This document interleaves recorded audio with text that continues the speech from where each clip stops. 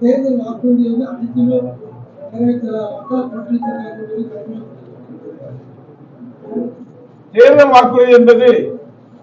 மக்களுக்கு பல்வேறு வகையில நன்மை செய்ய வேண்டும், நன்மை செய்ய வேண்டும், இதையெல்லாம் செய்யலாம் என்ற வகையில் தான் வாக்குறுதி கொடுக்கப்படும். ஆனால் அந்த வாக்குறுதிகள் நிறைவேற்றக்கூடாது என்பதற்காக இந்த நிதியை கொடுத்தால் இந்த வாக்குறுதியை நிறைவேற்றி விடுவார்கள் என்று ஒன்றிய அரசாங்கம் தமிழகத்தினுடைய வாக்குறுதிகளை நிறைவேற்ற முடியாத அளவிற்கு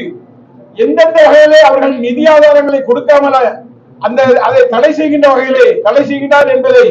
இன்றைக்கு விஜய் அவர்கள் புரிகின்றாரோ புரியவில்லையோ தெரியவில்லை. இன்றைக்கு குறிப்பாக சொல்ல வேண்டும் என்று சொன்னால் விஜயை கேட்கின்றார் என்று சொன்னால் விஜய் இதுவரை இந்த தமிழகத்தினுடைய மக்களுக்கு, தமிழ்நாட்டில் உள்ள இளைஞர்களுக்கு, தமிழ்நாட்டில் உள்ள தொழிலாளர்களுக்கு, தமிழ்நாட்டில் உள்ள மீனவர்களுக்கு எவர்களுக்காவது எந்த உதவியாவது குறைய 200 300 கோடி ரூபாய் ஒரு படத்திற்கு நிதி வாங்குகின்ற சம்பளம் வாங்குகின்றவர் எந்த செயலாவது செய்திருக்கின்றாரா என்று சொன்னால் இல்லை. செய்யாமல் கேள்வி கேட்பது என்பது எளிது, அதை நிறைவேற்ற வேண்டும் என்பதற்கு எங்களுடைய கழகத்தினுடைய தலைவர், தமிழகத்தினுடைய முதலமைச்சர்